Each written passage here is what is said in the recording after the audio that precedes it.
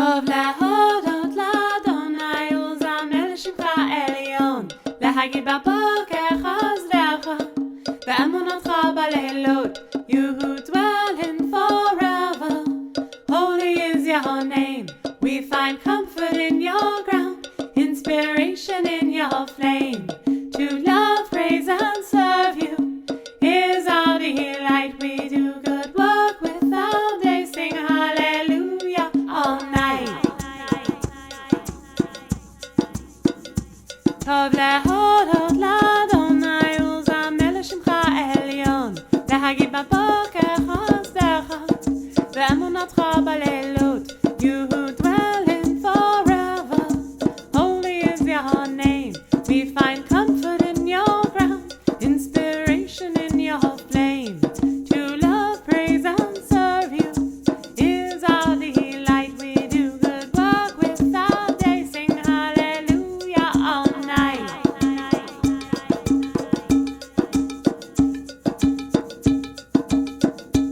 טוב להודות לאדוני ולזמר לשמך עליון, טוב להודות לאדוני ולזמר לשמך עליון, להגיד בבוקר חסדך ואמונתך בלילות, להגיד בבוקר חסדך ואמונתך בלילות. You who dwell in forever, holy is your name. You who dwell in forever, holy is your name. We find comfort in your ground, inspiration in your flame. We find comfort in your ground, inspiration in your flame. To love, praise and serve you is our delight. To love, praise and serve you is our delight. We do good work without day, sing hallelujah all night. We do good work without day, sing hallelujah all night.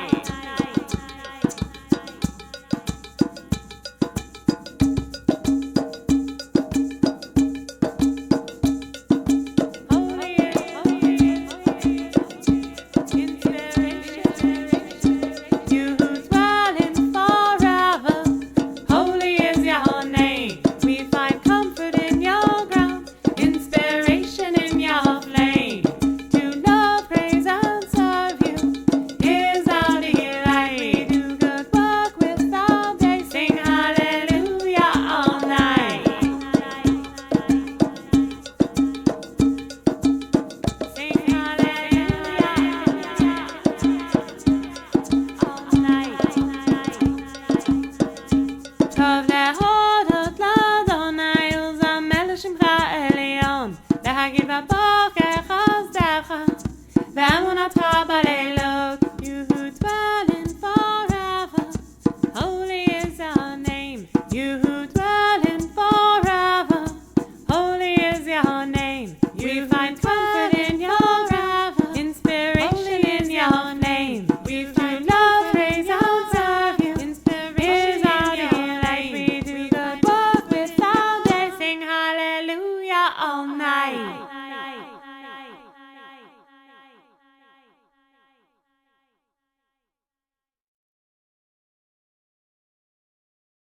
Hallelujah all night.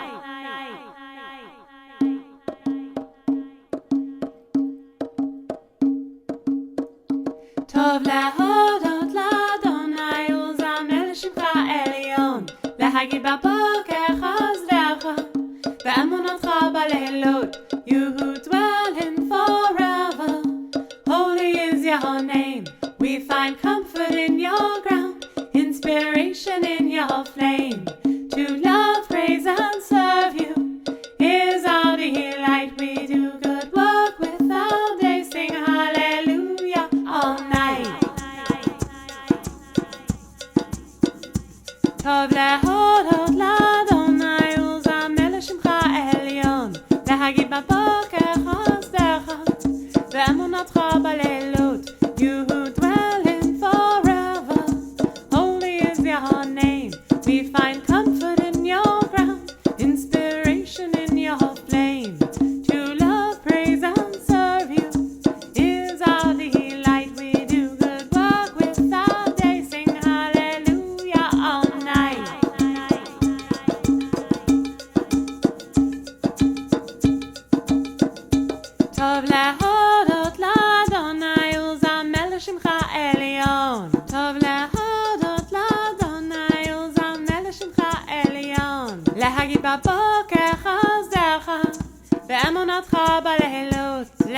בבוקר חסדך, באמונתך בלילות. You who dwell in forever, holy is your name. You who dwell in forever, holy is your name. We find comfort in your ground, inspiration in your flame. We find comfort in your ground, inspiration in your flame. To love, praise, and serve you is our delight. To love, praise, and serve you is our delight. We do good work without day, sing hallelujah all night. We do good work without day, sing hallelujah all night.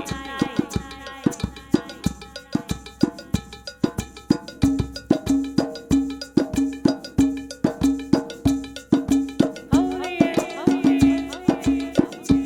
inspiration. You who dwell in forever, holy is your name. We find comfort in your. Chag Sameach, everyone. Welcome to OneShul. My name is Ketzirah, and I'm so pleased to be back here with you again tonight so we can celebrate Purim. My costume, as you may have figured out, is I'm dressed as a Kohenet. So that's my costume tonight. No Siddur for tonight. We are going, well, we're not going off book. We're going to the Megillah tonight. So, no Siddur. We're going to have a reading of the Megillah. We'll see if we can get all the way through it. Plenty of commentary and, as promised, finger puppet theater. Although the finger puppets have turned into spoon puppets. You'll see in a second.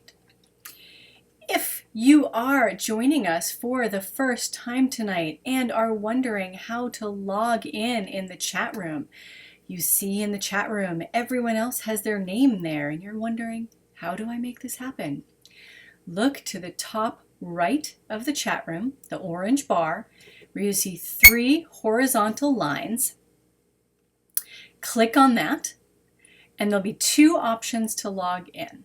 One with Facebook, so you can see, it'll pull your name from Facebook and your photo. That's what I'm doing. That's Karina, Kaylin, Felix, quite a few others are doing that. Or you can log in with just your name by selecting the guest option, and it'll let you change your name. So welcome, welcome, welcome.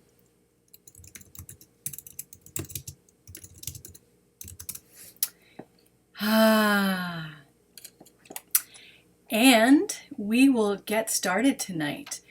As always, we encourage you to chat in the pews, as it were. Lively discussion in the chat room is always welcome, but tonight is Purim, so please have at it. When we say that magic, not so good name as we're reading the Megillah, I definitely want to see the chat room just go woo, boom, with noise and sound and whatever ways you can think of to blot out that name.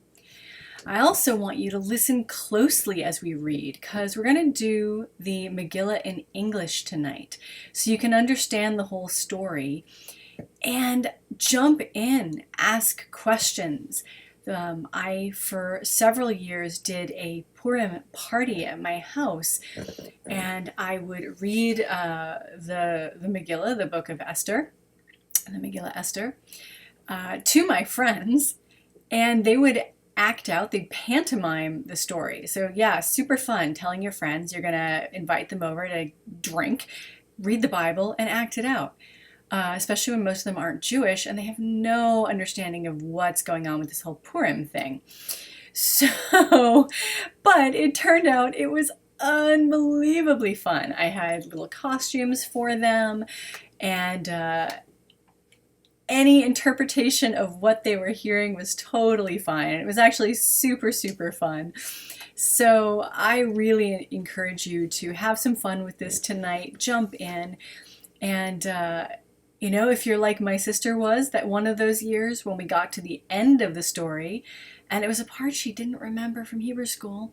She stopped and started yelling that I was making it up. And then we had this whole lively discussion. It was quite fun, even though it was very silly at the same time. All right, Ryan, kids have the graggers ready, so we'll go. I'll tell you if you have to cover their ears for anything. I will say, if you haven't been all the way through the story in English, it's not a fun story. It's a sad story and kind of scary. So we will get going with our story tonight. By the way, let's just make sure I have my my Hamantaschen. I did not get to bake this year. These are, my husband brought them home for me. They are from a fantastic local bakery, Grassroots Gourmet. Thank you very much. So we'll have some fun and we will get our service started. And let's kick off the story a little bit. So, oh wait, we'll do a little bit of this first. Hold on. Set the mood a little bit here, shall we?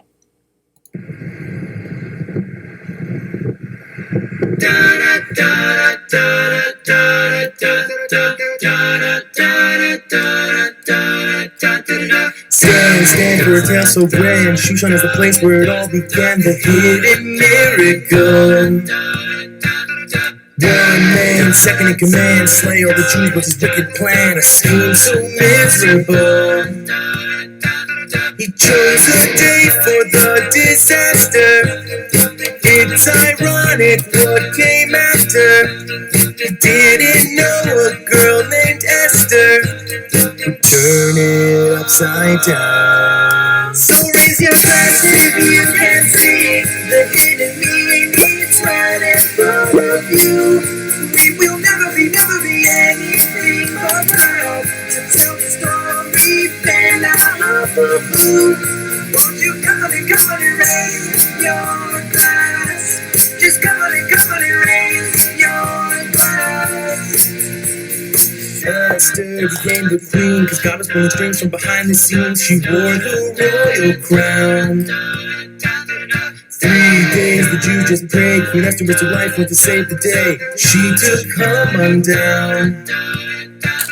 The streets were filled with celebration. Everyone ate Hamantaschen. Jubilation filled the nation. So raise your glass if you can see the hidden meaning. It's right in front of you. Okay. That was, if you haven't heard it, the Maccabeats doing their version of their Purim song based on Pink's Raise a Glass. Very appropriate, as my understanding, as Pink is actually Jewish. Cheers. And this is just water. I have some good stuff for after, but just water for right now. Okay.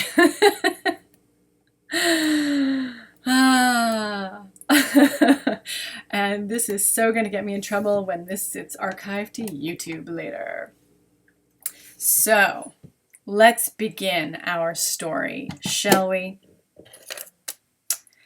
Now it came to pass in the days of Ahasuerus, this Ahasuerus, who reigned from India even unto Ethiopia, over 127 provinces.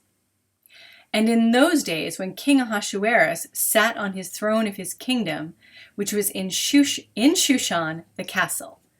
Now, this little puppet, oh, looks so sweet, doesn't he? Look at him. You should give him a little kiss, right? I want to give you a little bit of a different impression, so we make sure we know who we're talking about. Ready? Yeah, let's read that line with that up, shall we?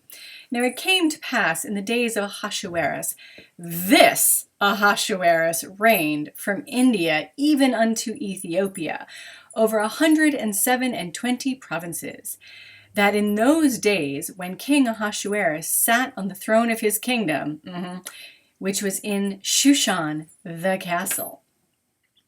That's right. This dude.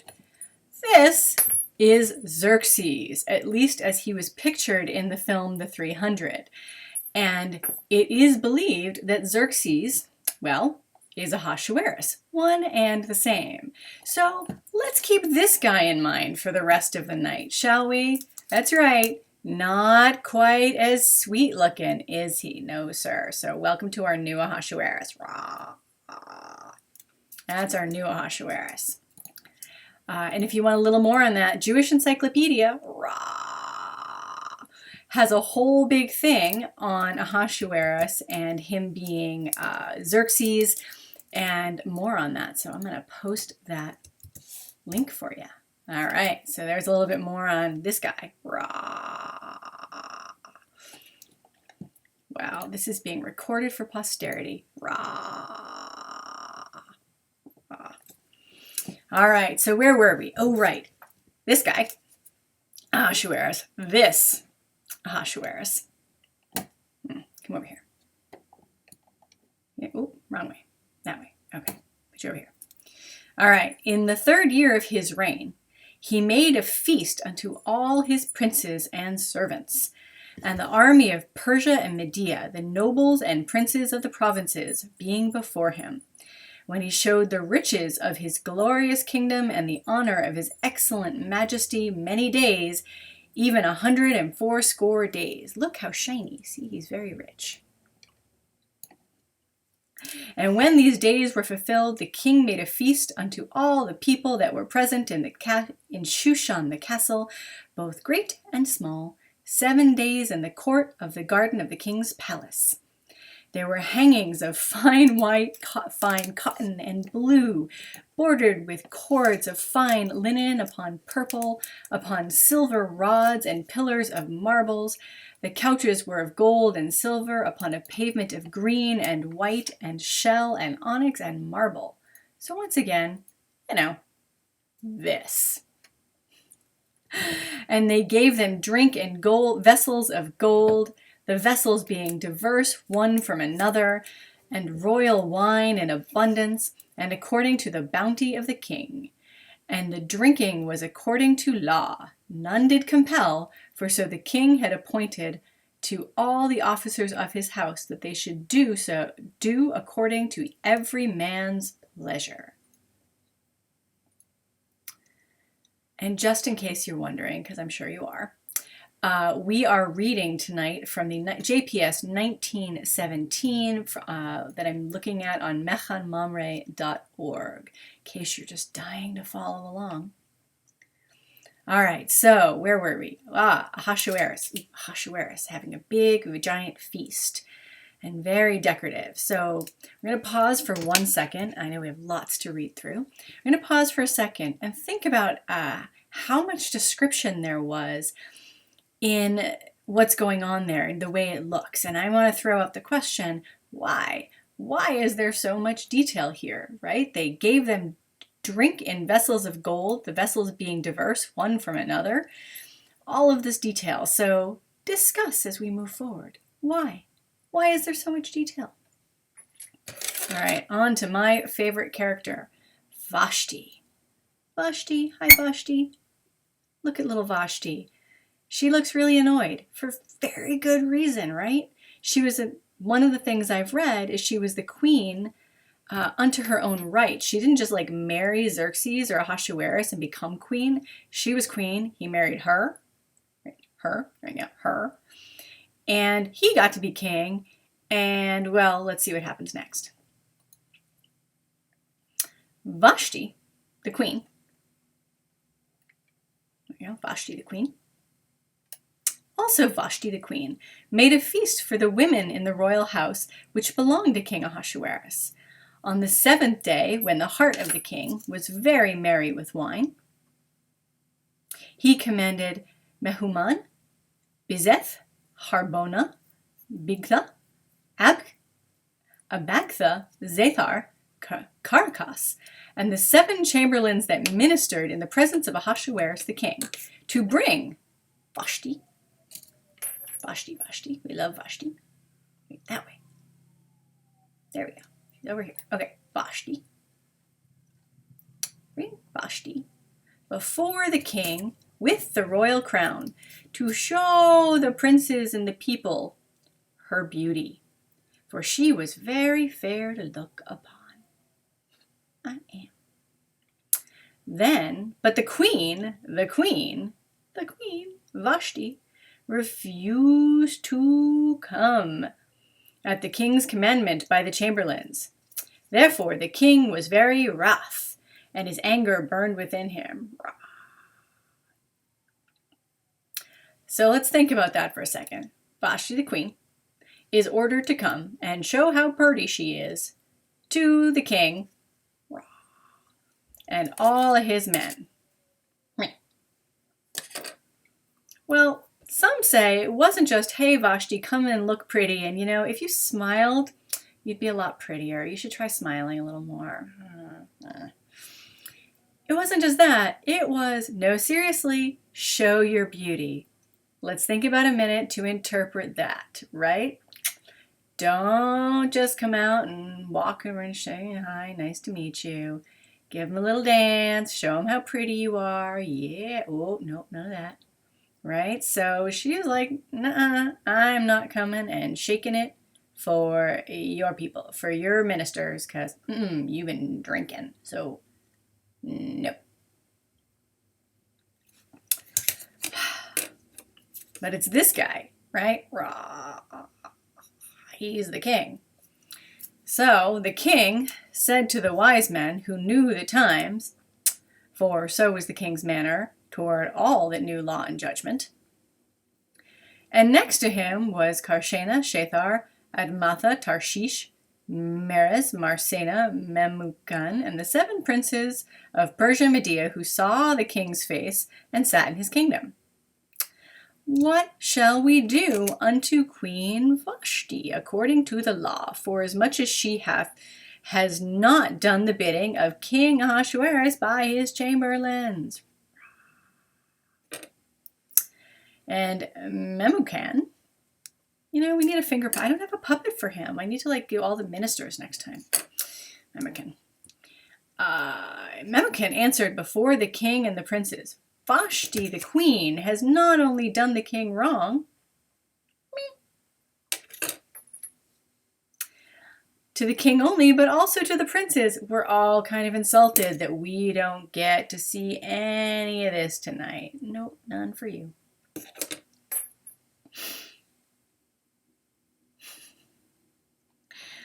So many puppets, I'm losing my place. Okay, and all the peoples who are in the provinces of King Ahasuerus. For the deed of the queen will come abroad unto all women to make their husbands contemptible in their eyes. When it will be said, King Ahasuerus commanded the queen Vashti be brought before him, and she came not. That's right. They are just all worried that the ladies would get uppity and stop just doing what their husbands command them to do. Oh well. And this day will the princesses of Persia and Media who have heard of the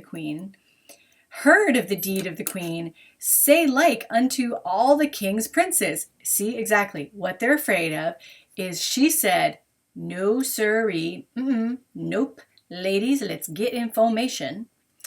And all these guys are afraid that their wives are going to follow suit. So there will rise enough contempt and wrath. So if it please the king, let there go forth a royal commandment from him. Let it be written from him. This guy again. Remember him? Let it be written among the laws of the Persians and Medes, that it not be altered, that Vashti,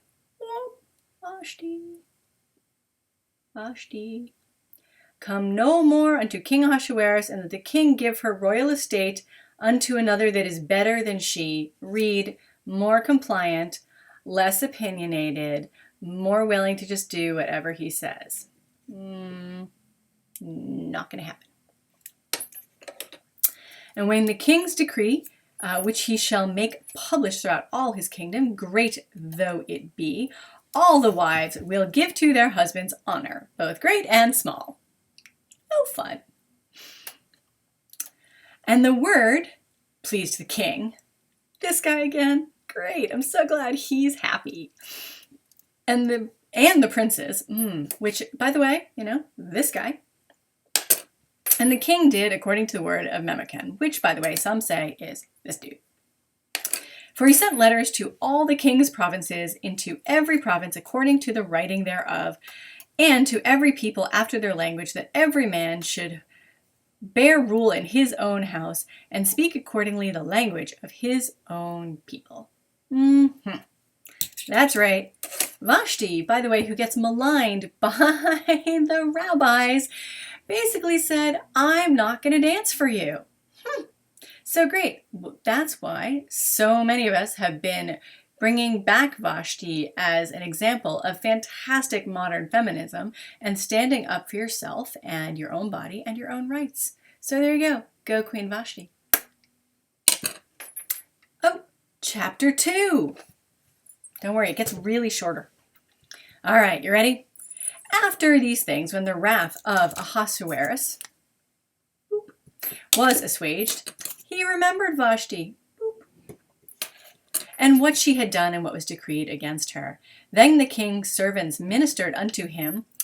Let there be sought for the king young virgins, fair to look upon. That's right, your awesome wife, who was probably amazing and took care of everything and was smart as could be and smoking hot. You got rid of her because she said, I don't feel like dancing for you and your friends when you're drunk tonight. No. So what are we going to do? Find you a bunch of young girls and have them come to your castle. Great, sounds like fun. And let the king appoint officers in all the provinces of his kingdom, that they may gather together all the fair young women unto Shushan the castle. I like saying that. Say that with me. Shushan the castle. To the house of the women, unto the custody of Haggai, the king's chamberlain, keeper of the women, and let their ointments be given them. There are so many ways to interpret that last sentence. We're just going to keep going now. And let the maiden that pleaseth the king be queen instead of awesome Vashti. Oh. And the thing pleased the king. This guy, right? So he did. Now, there was a certain Jew in Shushan the castle, whose name was Mordecai. Hi, Mordecai. Nice to meet you. I'm the Jew in Shushan castle. Son of Jair, the son of Shmai, the son of Kish, a Benjaminite. So think for a second there. He's a Benjaminite, right?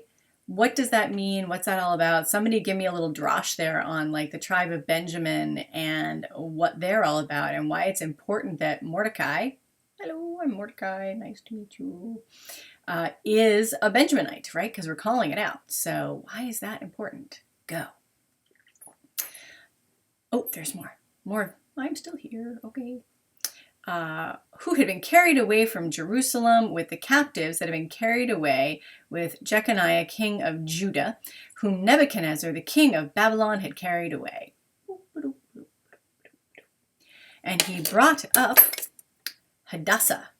Yay, me. That's me. No crown yet, though. There we go. Brought up Hadassah. That is, Esther, his uncle's daughter, for she had no father or mother. Sad for me. And was a maiden of beautiful form and fair to look upon. And when her mother and father were gone, Mordecai took her for his own. Oh, hi. His own daughter. That's very nice. You're a very nice man. And he brought up, so it came to pass, when the king's commandment and his decree was published, and when many maidens, yeah, bring 'em, were gathered unto Shushan the castle. That's what I need next time. I need like a Shushan the castle puppet, right? No? Okay. Shushan the castle, to the custody of Haggai, that Esther was taken into the king's house, to the custody of Haggai, the keeper of the women. So hold on, let's pause for just a second, because we've done Esther here, right? And we've named her as Hadassah and also Esther. So what's that about? How come now inner and outer names are pretty common in the Jewish tradition overall, right? In our practice, many people have a Hebrew name that they use, Hadassah. And in the public sphere, they might go by something else like Esther. Esther is also related to Ishtar, the morning star. So there's a whole lot of stuff going on here with Esther coming in. And we have some love coming in from the chat room, and fantastic. So Kaylin is sharing with our conversation about why Mordecai is a Benjaminite. So Benjamin is a wolf that raveneth. In the morning he shall devour the prey, and at evening he shall divide the spoil. Which is that from Moses' speech, or is that the Jacob version? Happens twice. So yeah, so he's a wolf, right? So he's the Jew in Shushan Castle. Although wolves aren't really lone, they're pack animals, so there you go. But he's gonna devour the prey, and then divide the spoil. So that is definitely a good pickup, Kaylin. All right. So, where were we? Oh, right. Keeper of the women. We've handed over some ointments. And, where were we? Esther, right. And the maiden pleased him. Oh, wait. I'm losing my people here. Okay. The maiden pleased him. He looks sort of pleased. Maiden pleased him, and she obtained kindness from him.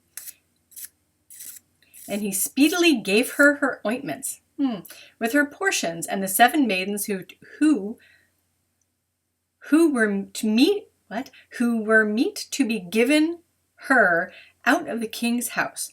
And he advanced her and her maidens to the best place in the house of the women. Yes. Esther had not made it known her people nor her kindred.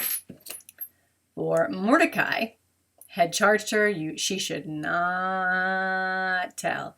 Don't tell him you're Jewish yet. Hold that thought. And Mordecai walked every day before the court of the women's house to know how Esther did and what would become of her. Yeah, that's not weird at all, is it? He's just like skulking around the women's house because he's checking on Esther. Maybe? I don't know. You'd think the guards would catch him at some point and be like, what are you doing? All right, now, when the turn of every maiden was come to go into King Ahasuerus, and after it had been done to her according to the law for the women, 12 months, for so were the days of their anointing accomplished, to wit, 6 months of oil of myrrh, and 6 months with sweet odors, and with other ointments of the women.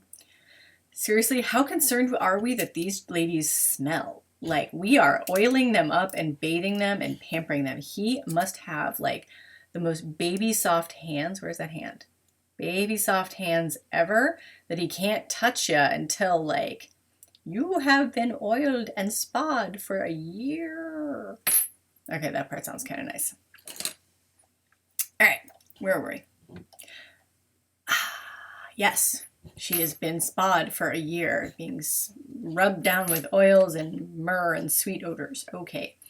When the maiden came unto the king, whatsoever she desired was given to her out of the house of the women unto the king's house. In the evening she went, and on the morrow she returned into the second house of the women, into the custody of...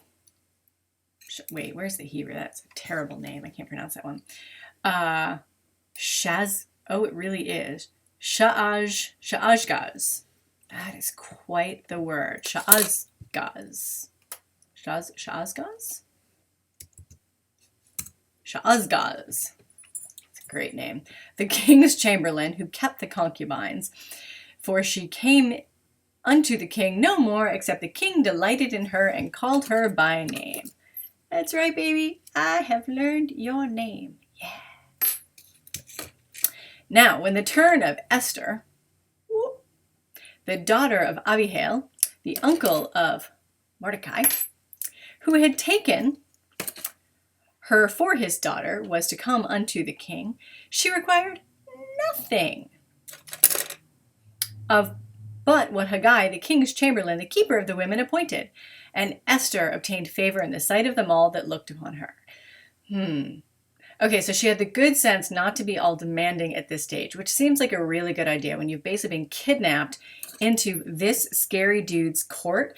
And the last queen, who is epic, and you know Esther had like a poster of her on her bedroom wall, has been banished for, well, being a little bit demanding and having some personal agency. Okay, so Esther was taken unto King, here wait, let him point at her, unto King Ahasuerus in his house royal in the 10th month, which is the month Tebeth, in the 7th year of his reign. So yeah, time just counts from when he started his reign. And the king loved Esther above all the women, and she obtained grace and favor in his sight more than all the virgins. So he set the royal crown upon her head and made her queen instead of Vashti. You can have him. All right. Then the king made a great feast unto all his princes and his servants, even Esther's feast. And he made a release to the provinces, and he gave gifts according to the bounty of the king. And when the virgins were gathered for the second time, Mordecai, I'm back. Mordecai sat in the king's gate. Esther had not yet made known her kindred nor her people. I don't know who that guy is. I don't know him. As Mordecai had charged her, for Esther did the commandment of Mordecai, like as when she was brought up with him. Great. I have this guy ordering me around and this guy ordering me around. In those days, while Mordecai sat in the king's gate, 2 of the king's chamberlains, Bigthan and Teresh, of those that kept the door were wroth, and sought to lay hands upon King Ahasuerus. There are some sketchy dudes in the king's court. And when the inquisition was made of the matter, it was found to be so, and the thing became known to Mordecai, who told it to Esther the queen.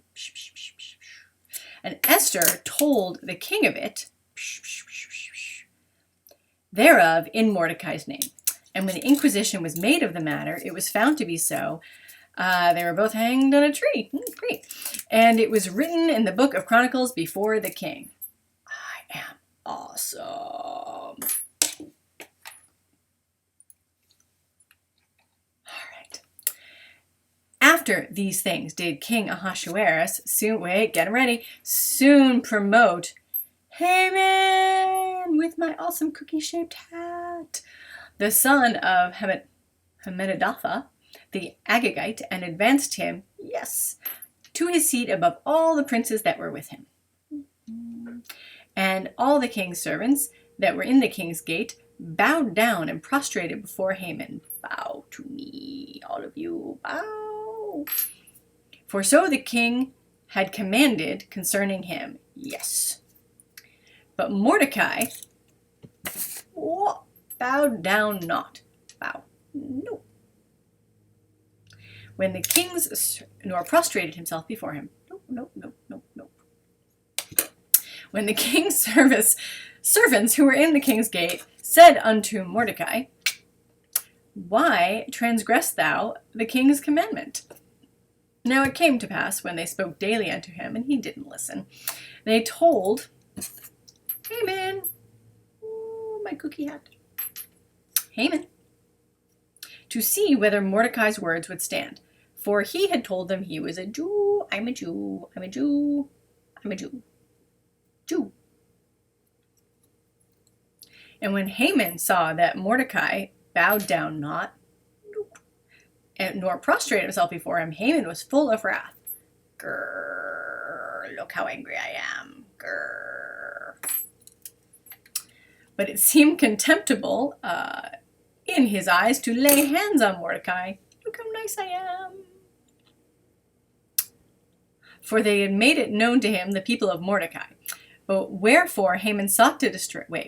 But it seemed contemptible in his eyes. A little lost on who his is. Oh, there's a word. I skipped a word. Very important. But it seemed contemptible in his eyes, these eyes, in these eyes to lay hands on Mordecai alone.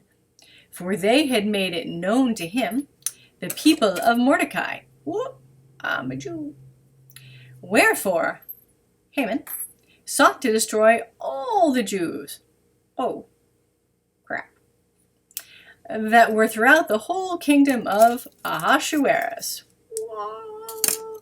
Even the people of Mordecai. But I'm nice, you like me. In the first month, which is the month of Nisan, in the 12th year of the king Ahasuerus, so we jumped a couple of years here. It's been a couple of years. They cast Pur, that is the lot.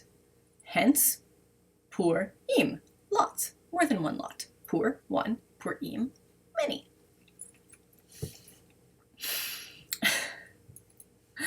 Okay, so I got so distracted by the lots, I lost the story again. Okay, in the first month, which is the month of Nisan, in the 12th year of King Ahasuerus, they cast Pur, that is the lot, before Haman, from day to day, from month to month, to the 12th month, which is the month of Adar.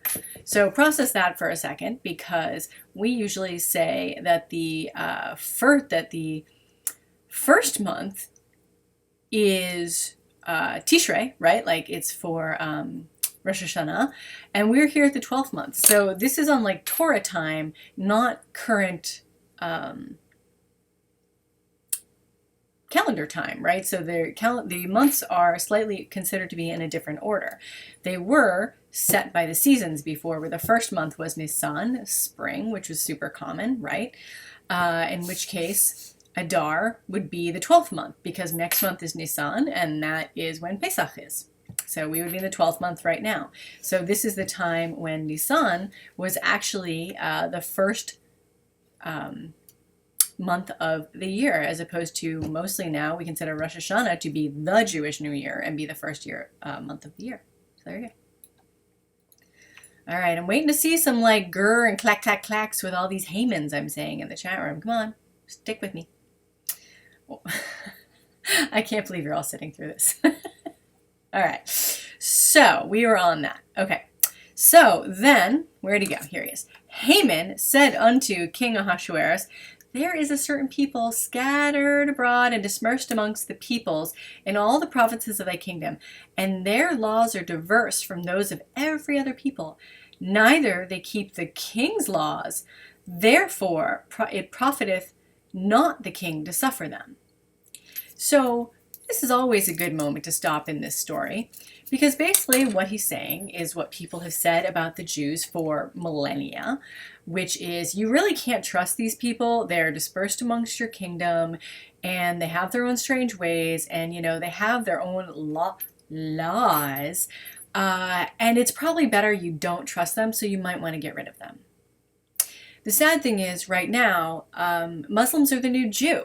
Right? Sharia law. Everyone's all scared of Sharia law in the United States. Have you seen this? I've seen this on Facebook where people are freaking out that there might be Sharia law in the United States. Well, that is basically the same thing for Muslims as halakha for Jews, right? Yeah, there are some people who take it a little too far and are psychotic and kill a whole bunch of people because of it. But some pretty nasty things have been done in the name of halakha too. Like women have been stoned. A lot of bad things happen there. Now, not on the global scale that we're seeing right now, but let's just keep that in mind. The same type of libels that get used against Jews have also been used against Muslims. And we shouldn't ever, this story is a great reminder that we should never lump a whole group of people together because of the actions of some extremists, right?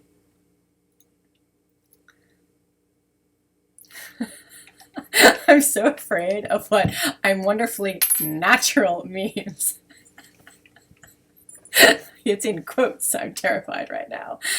Oh, I'm embarrassing myself. It's awesome. Okay, let's keep going, shall we? So there's my sermon of this part, but keep that in mind, right? With the actions of one person okay, he's a bad example. But these type of libels that get used against Jews get used to other any other group of people that we don't understand, we don't trust, and it's easier to just say they're all terrible people and you should get rid of them than to acknowledge that there are many types of different people even within one faith tradition. And saying somebody is Jewish, well, we're not all alike. We all have very different understandings of what Judaism is. It's the same thing as saying somebody is Christian or Catholic or Muslim. And you can't just make a giant, broad assumption there. So there you go. Okay. Oh, Lord, where are we? Oh, look. If it please the king, let it be written down. Wait, he's talking. Let it be written down, they be destroyed. Awesome. We're going to bomb the heck out of them. And I will pay 10,000 talents of silver into the hands of those that have the charge of the king's business and bring it to the king's treasuries. Ooh. And the king took his ring. Look, there's a big ring here. Ring off his hand and gave it unto Haman, the son of Hammedatha, the Agagite, the Jews' enemy. Ooh, ooh. And the king said to Haman, the silver is given to thee, the people also, to do with as it seemed good to them. Here we go. And then the king's scribes called in the first month on the 13th day of, and there was written according to all that Haman had commanded unto the king's satraps, and to the governors that were of every other province, and to the princes of every people, to every province according to the writing thereof, and to every people after their language, in the name of King Ahasuerus, it was written and sealed with the king's ring. Sealed. And the letters were sent by post into all the king's provinces to destroy, slay, and cause to perish, in case it wasn't clear. To destroy, slay, and cause to perish all the Jews, both young and old, little children and women, too. Again, everybody, in one day, even upon the 13th day of the 12th month, which is in the month of Adar, to take the spoil of them for a prey. The copy of the writing to be given out for decree in every province was to be published unto all peoples, that they should be ready against this day. Great. We're psyched they're prepared. I'd hate to have them screw up. The posts went forth in haste by the king's commandment, and the decree was given out at Shushan Castle, and the king and Haman sat down to have a drink. Yay, beer o'clock. Woo! But the city of Shushan was perplexed. What? Now, when Mordecai knew all that was done, Mordecai rent his clothes and put on sackcloth and ashes, and went out into the midst of the city and cried with a loud and bitter cry. Whoa! And he came before the king's gate, for none might enter within the king's gate, clothed with sackcloth. And in every province, whitherso the king's commandment and his decree came, there was a great mourning among the Jews, fasting and weeping and wailing, and many lay in sackcloth and ashes. And Esther's maidens and her chamberlains were told of it, and the queen was exceedingly pained. Yeah. And she sent raiment to clothe Mordecai, and to take his sackcloth off of him, but he accepted it not. Then Esther called for Hathach, one of the king's chamberlains, whom he had appointed to attend upon her, and charged him to go to Mordecai to know what this was and why it was. So Hathach went forth to Mordecai unto the broad place of the city, which was before the king's gate, and Mordecai told him of all that had happened unto him, and the exact sum of money that Haman had promised to pay the king's treasuries for the Jews to destroy them. Ooh, that's not good. And Hathach came unto Esther, and told her the words of Mordecai. And Esther spoke to Hathach, and gave him a message unto Mordecai. So just run over and tell him this. All the king's servants and the people of the king's provinces do know that whosoever, whether man or woman, shall come unto the king into the inner court, who is not called there is one law for him, that he shall be put to death, except such to whom the king shall hold out the golden scepter, that he may live. And I haven't been called to talk to him for 30 days. And they told Mordecai Esther's words, and Mordecai sent them back into Esther. Can you just imagine this poor court servant like running back and forth between them? Think not with thyself that you shall escape in the king's house more than all the Jews. Honey, we go down, you go down. And they told Mordecai's were Esther's. Oh, wait, we're already there. Okay. Oh, we're still there. For if thou altogether holdest thy peace at this time, then will relief and deliverance arise to the Jews from another place? No, if you don't save us, who's going to save us?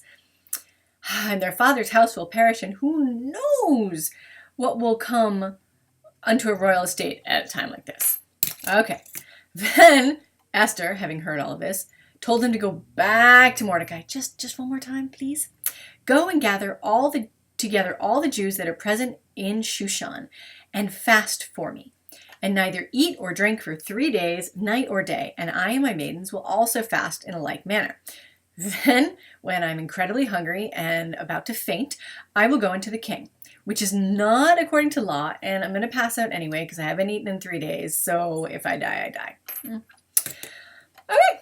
And Mordecai was pretty much down with the plan and went his way and did according to all that Esther commanded him. Okay, wait, got to process that moment. So at the beginning, they talk about the fact that this sweet young thing did whatever this guy said. And now she's the queen, and she is actually giving some orders here. This is the plan. Go do it. Whoop, wrong page. All right, so ready? All right, chapter 5. We're making our way through. Now it came to pass on the 3rd day that Esther put on her royal apparel. I'm so hungry. There's a cookie. Can I have a cookie? Cookie. No cookie yet.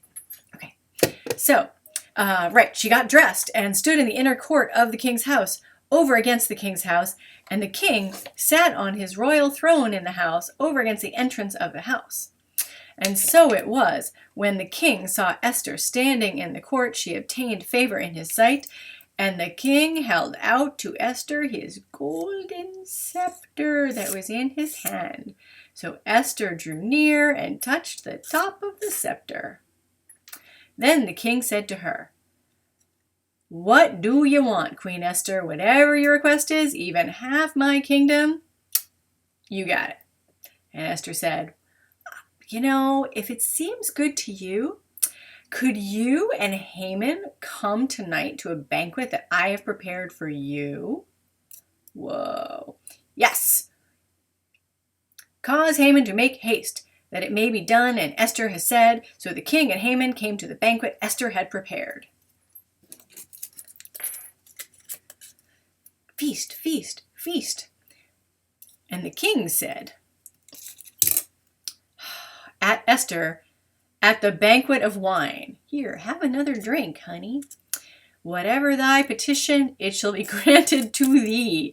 Whatever your request, half my kingdom, it shall be performed. Have another drink.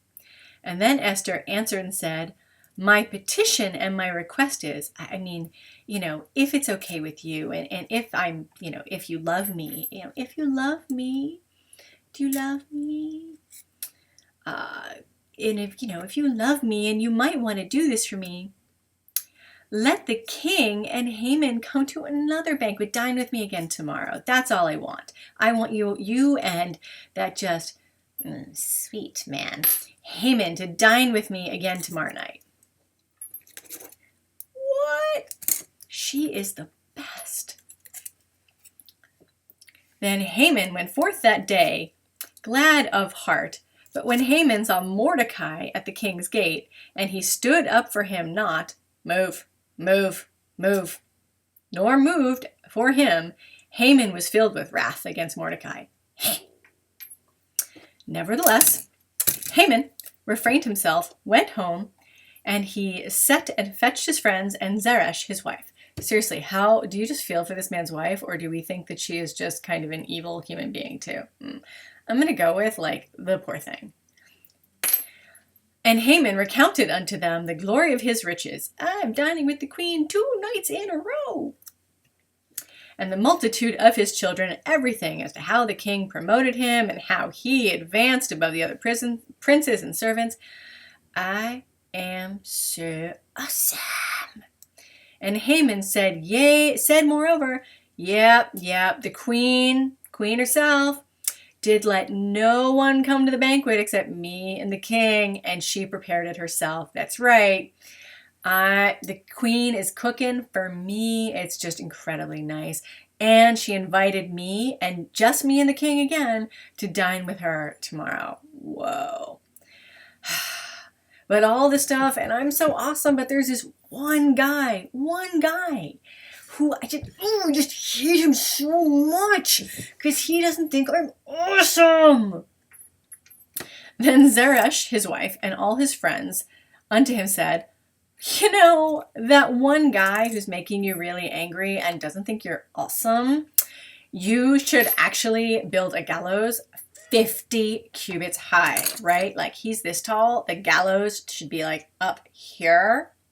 And in the morning, you should speak to the king that Mordecai should just, be hanged on the giant gallows. It will be huge. Then you can go merrily with the king to the banquet because, that's how we roll. And the thing pleased Haman, and he caused the gallows to be built. Great. It will be a giant gallows. It'll be huge.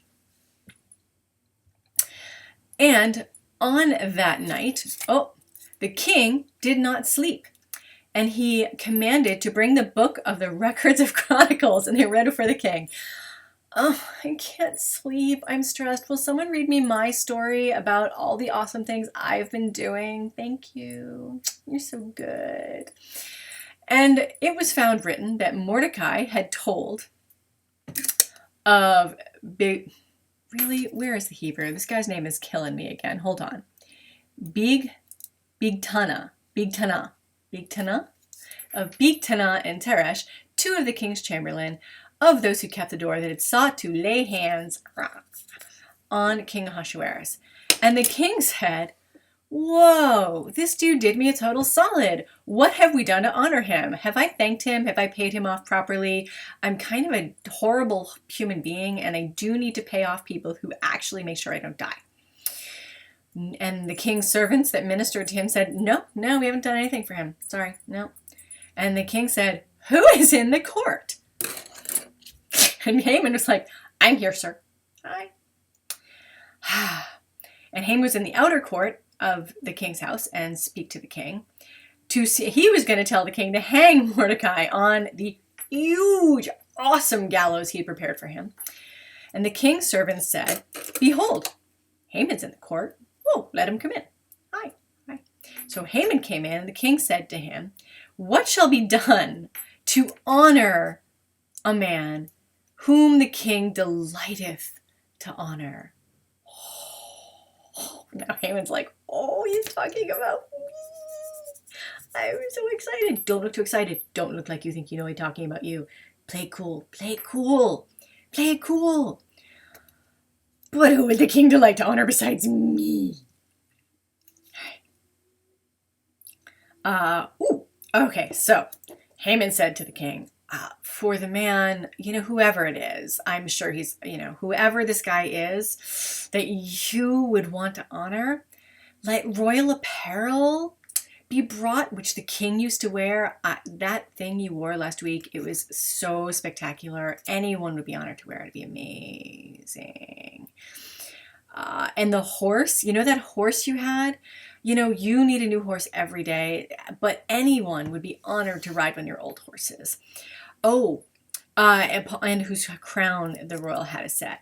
And let the apparel and the horse be delivered to the hand of one of the king's most noble princes, that they may array the man with whom the king delighteth to honor, and cause him to ride on horseback through the city of the streets, and proclaim before him, thus shall it be done to the man whom the king delighteth to honor.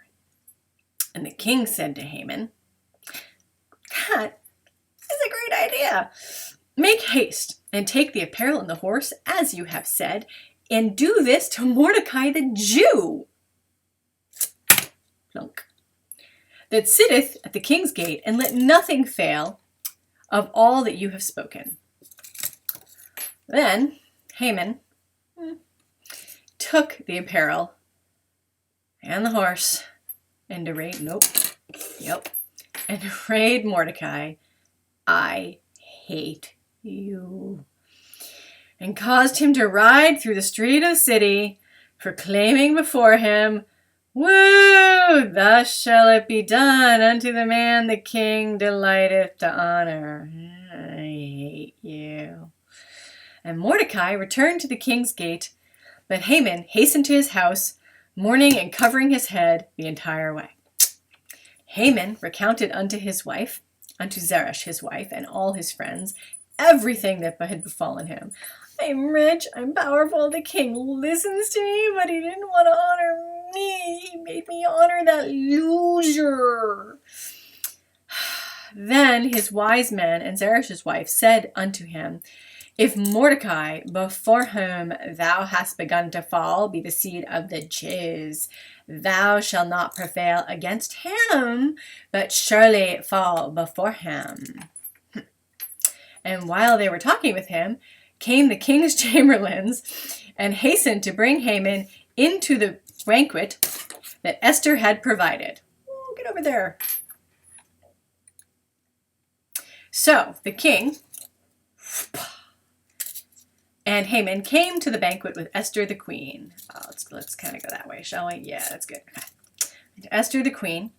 And the king said again unto Esther, he's going to be over here eating for a minute, unto Esther, on the second day at the banquet of wine, glug, glug, glug, glug, glug, glug, glug, glug, glug. Oh, baby, you know I love you. Whatever you want, glug, glug, glug. Whatever you want, just tell me. Whatever it is. Oh, baby, I love you. And the queen, Esther, answered, well, baby, if you love me, you know I love you. Let my life be given at my petition and my people at my request. For we are sold, I and my people. Yep, stop drinking. Put it down. Put it down. Listen up. For we are sold, me, my people, to be destroyed, slain, and to perish. But if we have been sold for bondmen and bondwomen, I held my peace. For the adversary is not worthy that the king be endamaged. Then, what? Who? Whoa, sobering up so fast right now. Buzzkill moment. Who is he and where is he that would threaten my baby, my boo, you? And Esther said, an adversary, an enemy, even this, just minding my own business, this wicked enemy, Haman. And then Haman was terrified before the king and queen. And the king arose in his wrath from the banquet of wine.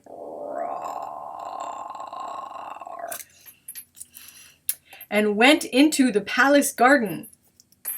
But Haman remained to make request for his life to Esther, the queen, for he saw that there was evil determined against him by the king. Oh, snap! Hi. It's all a mistake. Hi. Okay, then the king returned out of the palace garden. I just had to take a walk, think about this for a minute, back in the banquet of wine, and Haman was fallen upon the couch where Esther was. Get off of me, you freak! And the king said, wait, seriously? He's now going to put the moves on my favorite wife in my house? And the word went out of the king's mouth, and they covered Haman's face, as in, pam. Then Harbona, one of the king's chamberlains that were before the king, behold, also the gallows 50 cubits high, huge, which Haman has made for your buddy Mordecai. What? And the king said, no, hang this guy on it.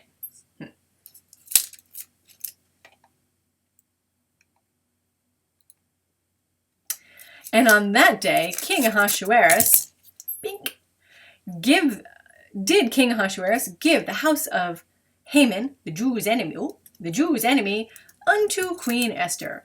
Yep, okay, so everything this dude has is now yours. Sweet. And Mordecai came before the king, for Esther has told what he was. This is my uncle who raised me. Awesome guy. And the king took off his signet ring, which he had taken from Haman. Give it back. Oh, good. Give me my ring back. Okay. Oh, right. And gave it to Mordecai. You the man. All right. And Esther set Mordecai over the house of Haman. You get to run that idiot's house. And Esther spoke again to the king and fell down at his feet. I love you, baby. And besought him with tears to put away the mischief of Haman the Agagite and his device that he devised against the Jews. And then the king held out his golden scepter, and Esther arose before the king. And she said, baby, if you love me, if I am pleasing to you, please write a letter to reverse all the horrible things that Haman was going to do. You know, destroying us in every single province, every man, woman, child, destroy, slay, perish, etc. Thank you. For how can I endure to see that evil that shall come upon my people? How can I endure the destruction of my kindred? Right, so I so appreciate you saving me and, my awesome uncle. Could you take care of everyone else too, though? Thank you, baby. Best king ever. Okay. And Ahasuerus came unto Esther the queen and Mordecai the Jew. And behold, I have given Esther the house of Haman, and him that have hanged upon the gallows, because he laid his hand upon the Jews. Write ye also concerning the Jews, as it liketh you in the king's name. Oh, we're talking to this guy. Seal it with the king's ring, for the writing which is written in the king's name, and seal with the king's ring, no man may reverse, except the king, who is now reversing it with his own signet ring again. There you go.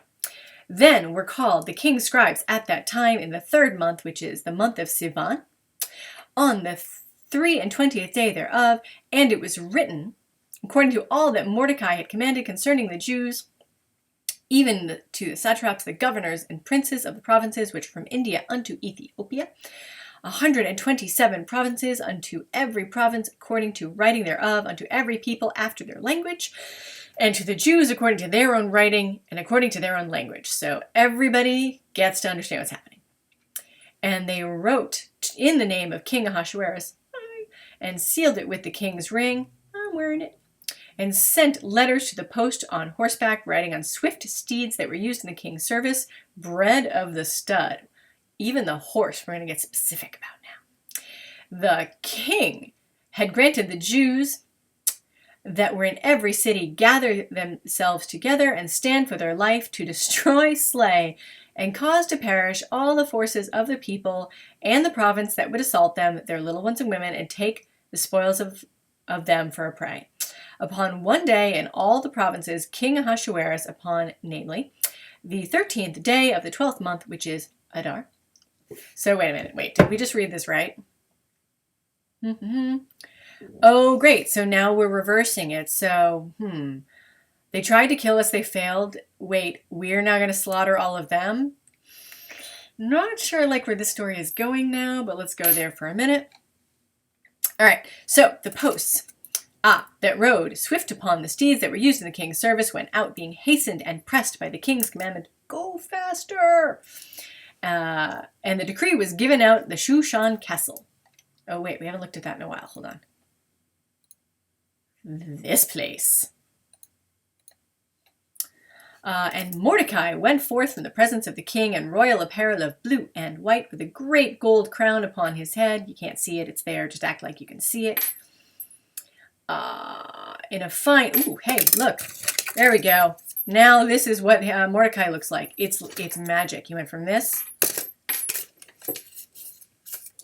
to this. Mordecai went forth from the presence of the king in royal apparel of blue and white, with a great crown of gold upon his head, with a robe of fine linen and purple. And the city of Shushan was shouted and was glad. And the Jews had light and gladness and joy and honor. And in every province and in every city where the king's commandment and his decree came, the Jews had gladness and joy, a feast and a good day. It's a good day. We didn't die. Oh, and many among the peoples of the land became Jews, for the fear of the Jews had fallen upon them. Wow, there's a lot to unpack in that sentence. We had a wave of mass conversion because for a short period of time, people were scared of the Jews. That's why I want someone to convert. Yeah. All right, chapter 9, we're almost there. Now, in the 12th month, which is the month of Adar, on the 13th of the same, when the king's commandment and his decree drew near to be put in execution, in the day that the enemies of the Jews hoped to rule over them, whereas it was turned to the contrary, that the Jews had rule over them that hated them. Whoa. To the Jews gathered themselves to their cities throughout all the provinces of King Ahasuerus, to lay hand on such that hurt them. No man could withstand them, for the fear of them was fallen upon the peoples. And all the princes of the provinces, the satraps, governors, and they that did the king's business helped the Jews, because of fear of Mordecai had fallen upon them. Great, so we used to be scared of this schmo, and then he gets a little power, and now everyone's scared of him. Compassion? Learning? No, same cycle. Try it again. All right, 4. Mordecai was great in the king's house, and his great fame went forth throughout all the provinces. For the man Mordecai waxed greater and greater. I'm huge. And the Jews smote all their enemies with the stroke of a sword, even with slaughter and destruction, and did what they would unto them that hated them. And in Shushan the castle, the Jews slew and destroyed 500 men. And, oh Lord, these are hard names. Parshadantha and Dalphon and Espatha and Paratha and Adalia and Aridatha and Parmashta and Arasai and Aradai and Vesetha. The 10 sons of Haman, the son of Hammedatha, the Jews' enemy, they slew. But on their spoil they did not lay their hand. Oh, great. So they killed all of Haman's kids, but at least they didn't take any of their stuff. Okay. Well, right, because it already belongs to Mordecai, because he took over Haman's house. And on that day, the number of those that were slain in Shushan Castle was brought before the king. And the king said unto Esther the queen, look how pretty I am. Put you over here. Okay. Esther queen, the Jews have slain and destroyed 500 men in Shushan Castle and the 10 sons of Haman. And what then have they done in the rest of the king's provinces? Holy crap. It shall be granted thee. Whatever thy request further, it shall be done. But please, seriously, I'm a bloodthirsty king, and you should stop killing people now. Okay. Then Esther said, if it please the king, let it be granted the Jews that are in Shushan to do tomorrow unto this day's decree, and let Haman's 10 sons be hanged upon the gallows. Great. Just a few more. Just 10 more. We're done. 10 more. 10. And the king commanded it should be done. Okay, but we're done now. And a decree was given out in Shushan, and they hanged Haman's 10 sons. Good times. And the Jews that were in Shushan gathered themselves unto the 4th day, together unto the 14th day of the month of Adar, and slew 300 men in Shushan. We already killed 500, so are we up to 800, or is this just 300? I've lost track. But on the spoil they did not lay their hands. So straight up revenge, but no taking of booty. Fantastic. On the 13th day of the month of Adar, on the 14th day of the same, they rested, because it's exhausting getting revenge on that many people, and made it a day of feasting and gladness. But the Jews that were in Shushan assembled on the 13th day, and on the 14th day, and on the 15th day of the same, they rested. So Shushan Purim, different. And made it a day again of feasting and gladness. Therefore do the Jews of the villages that dwelled in unwalled towns make the 14th day of the month of Adar a day of gladness and feasting, today, a good day, and a day of sending portions to one another, Mishloch Manot. And Mordechai wrote all these things and sent letters unto all the Jews that were in all the provinces of King Ahasuerus, both far and nigh, to enjoin them that they should keep the 14th day of the month of Adar and the 15th day of the same yearly. The days wherein the Jews had rest from their enemies, the month which has turned them from sorrow to gladness, from mourning into a good day, that they should make them days of feasting and gladness and sending portions to one another and gifts to the poor. All right, now this is getting back on track a little bit. Gifts to the poor, that's great. Because Haman, the son of Hammedatha, the Agagite, an enemy of all the Jews, had devised against the Jews to destroy them, and had cast Pur, that is, the lot, to discomfit and destroy them. But when she came before the king and commanded by letters that his wicked device, which he had devised against the Jews, should return upon his own head. Oh, my cookie-shaped head, that he and his son should be hanged upon the gallows. Wherefore they called these days Purim, after the name of Pur. Therefore, because of all the words of this letter, which they had seen concerning the matter that which had come unto them, the Jews ordained and took unto them and unto their seed, that's us, upon all such as joined them unto them, so as it shall not fail, they would keep these 2 days, according to the writing thereof, according to the appointed time thereof, every year. And these days should be remembered and kept throughout every generation, every family, every province, every city. And that these days of Purim shall not fail from among the Jews, nor the memorial of them shall perish from their seed. And that Queen Esther, daughter of Abihail, and Mordecai the Jew, wrote down all the acts of power to confirm this second letter of Purim. And he sent the letters to all the Jews, to the 127 provinces of all the kingdoms of Ahasuerus, with words of peace and truth. Yay! To confirm these days of Purim in their appointed times, according as had Mordecai the Jew and Esther the queen enjoined them, as they had ordained for themselves and their seed, us, and the matters of fasting and their cry. And the commandment of Esther, this one, confirmed these matters of Purim as it was written in the book. And King Ahasuerus laid tribute upon the land and upon the isles of the sea, and all his acts of power and might, and the full account of the greatness of Mordecai. Yay! How the king advanced him, are they not written in the books of the chronicles of kings of Media and Persia?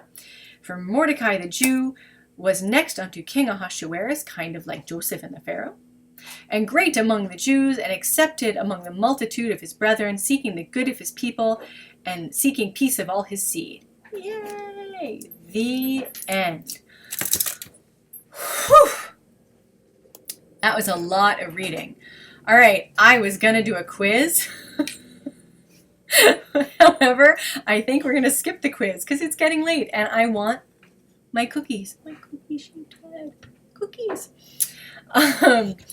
But if you would desperately love to take a quiz about Purim, the quiz was going to be from the class at Darshan Yeshiva that I actually did on the Jewish calendar and the holidays. We have a fantastic quiz on Purim. Yay! So, what have we learned? Well, we have learned when you have someone out to get the Jews, you need a seriously fierce woman to get in the middle of this and say, I'm pretty sure you don't actually want to kill us all. It's a terrible idea. We've possibly learned that we're supposed to do unto our enemies as they were going to try to do to us. I'm going to go with that's one of those moments in the scriptures that we're supposed to challenge just a little and learn from and grow. Kind of like the passages in the Torah where it says how you sell your daughter into slavery. We've kind of learned that's not such a great idea. And we've learned and we've grown from that. So we're no longer going to slaughter our enemies the way they were going to slaughter us. However, we are going to make sure that, we don't die. And that, this guy can turn into this guy. And I have this awesome, I'm going to end. This is amazing. All right, ready to end on this? My spectacular spouse just walked by and handed me this note. And I think we will end our story tonight on this. Scripture is rarely written about well-behaved women. So, Esther, Vashti, Judith, Devorah, all of them, Huldah. Yes, that is the deep story here. It's also a reminder that when we survive anything, we should celebrate. And this is what I'll really end on. I was listening to On Being recently, which I love, that show by Krista Tippett. If you don't listen to it, listen to it. And she had someone on who was talking about the concept of generational trauma and how they're actually doing studies now that can see how true trauma, not, I didn't get a good date for the prom, but like seriously, we tried to slaughter your entire people kind of trauma, can be encoded into the DNA. And it can actually cause chromosomal shifts in the next generation. But what can happen is it builds in a resiliency that because of these traumas, the next generation is actually even more resilient because their threshold for what's not good is much higher. Like, again, trying to slaughter us, that's pretty bad. Didn't get the shoes I wanted or the date I wanted, I can probably live. Even I lost my job, I can probably survive that. And these generational traumas have, and that encoding of it, time after time after time, have in a way actually prepared us for incredibly long-term survival. And they allow us to bounce back faster. If you look at the scriptures, you look at the Torah, you look at their other scriptures, it's encoded in there. They tried to kill us. They failed. Let's eat. It's Purim. It's even Tisha B'Av with Tu B'Av following it. So many of our holidays, it's encoded. Feel the pain. Process the pain. Then get on with your life. Gather with your loved ones. Throw that party and move on. And you will survive. And you will thrive, and your children will thrive even more because they are deeply resilient, because of the generations and generations and generations who understood what real pain looks like. So that's what I learned this year from this story. The resiliency of our people, and that we can make better choices when we are attacked than possibly our ancestors did, that we can handle it with more compassion, and maybe through tikkun olam, tikkun halev, and tikkun hanefesh, the spirit, we can someday stop this cycle from happening. Chag Sameach. May Adar bring you increased joy as we move through this month and we make our way into Nisan and Pesach. Thank you for being here with us at OneShul. Thanks for being here with me. Thank you for getting through my entire ridiculous, where are the ladies? Ridiculous Purim puppet show. Thank you, thank you, thank you. And an evening of complete silliness. I look forward to being here with you again soon. Let me do a quick check of the OneShul calendar for you. I think our next event at OneShul is actually going to be Shabbat on April 1st. How appropriate is that? April Fool's Day. The time is a little bit of a lie. I think it's really 9 p.m. Eastern because we're going to have a new service leader joining us that night, and she's on the West Coast. It's my sister Kohenet, Devorah Kalila, who will be bringing a really interesting, her unique approach to Judaism. She really has her own voice and her own style and her own very deep wisdom and teachings that she's going to be bringing to us. So I hope you'll join us on the 1st. I'll be back with you on the 8th for Rosh Chodesh Nisan, and the calendar I need to update. And if you can, especially in this month, do a little mitzvah and donate to OneShul. I would love to have Rabbi Patrick, the founder, telling me what an incredible amount of donations we had coming in this month to help support the work that we do here and to keep the stream streaming, and to hopefully be able to one day offer a little bit of monetary support to the many people who help make OneShul happen. So Chag Sameach to you all. I hope you have delicious treats to be eating now, and we will be back again with you soon. Chag Sameach and Laila Tov, and have a wonderful evening. Inspiration in your